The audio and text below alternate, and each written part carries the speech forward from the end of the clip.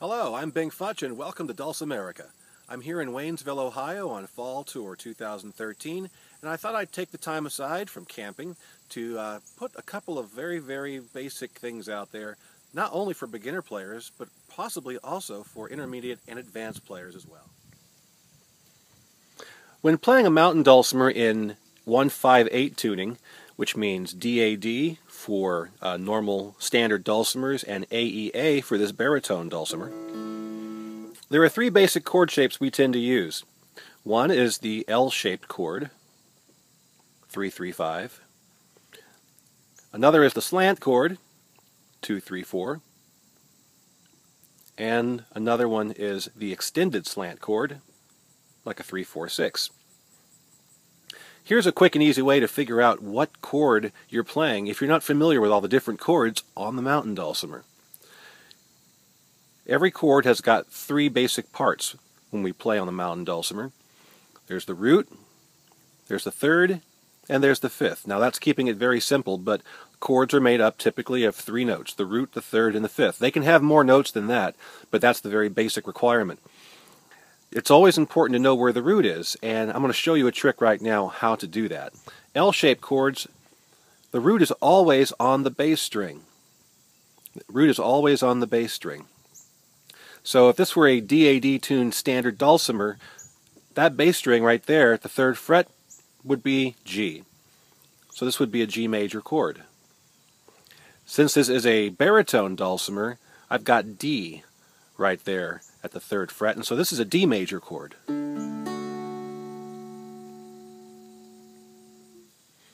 For a slant chord, the root is always going to be on the middle string, So if this were a DAD standard mountain dulcimer, the middle string would be D, and that would be a D major chord. For an extended slant, there's only one string left to go to for the root, and that's the melody string. So instead of a slant chord like this, you will stretch, and the note you're stretching to is the one that's going to be the root. Now, how does this help you? Well, first of all, we know there are major chords and there are minor chords that we can both play. Major chords sound kind of up and happy, and minor chords sound kind of sad and depressed.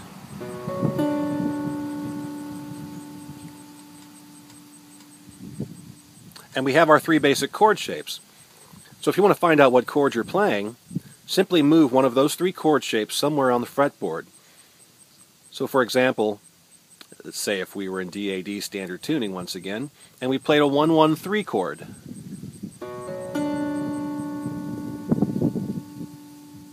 What are we playing on the bass string?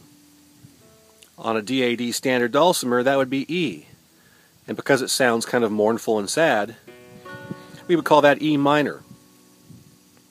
In the case of a baritone dulcimer tuned in AEA, the note I'm playing right there is B. So because it sounds sad and mournful, that's a B minor. So we can apply that up and down the fretboard, finding all the different chords. Same thing with the slant, and same thing with the extended slant, wherever you might move them. Every once in a while you'll encounter some kind of chord that's not a major or a minor. It's probably a 7th chord or a diminished chord. But generally speaking, if you sound up and happy or down and depressed, you've got a major or minor chord, and you can easily find out what chord you're playing as you move up and down the fretboard. The only exception to this rule is if you invert the chords or flip them around. For example, a 1-1-3 chord can be flipped around, inverted to be a 3-1-1 chord. It's the same chord, the same three notes, they're just different voicings. The chord sounds a little bit different. In fact, a lot of people prefer the inverted chords because they sound richer.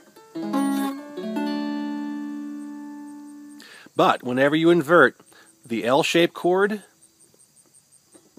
and the extended slant chord, your roots are going to end up on the other side of the fretboard. The L-shaped chord, 3-3-5, if you flip it to a 5-3-3, your root is no longer on the bass string, it is now on the melody string. For the extended slant, 3-4-6 in this case, the root's on the melody string, but if you flip it over to a 6-4-3, the root is now on the bass string.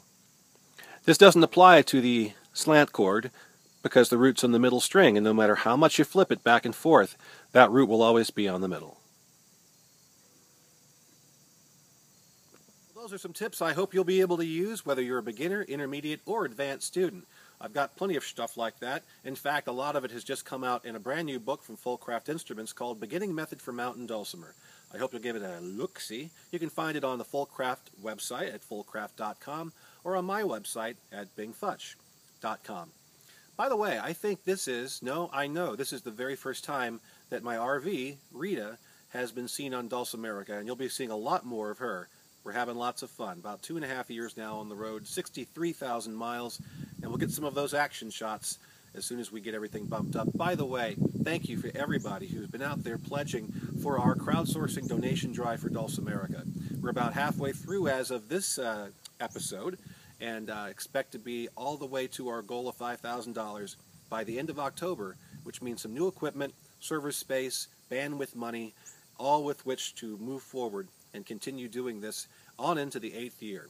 Thank you so much, and once again, thank you for watching.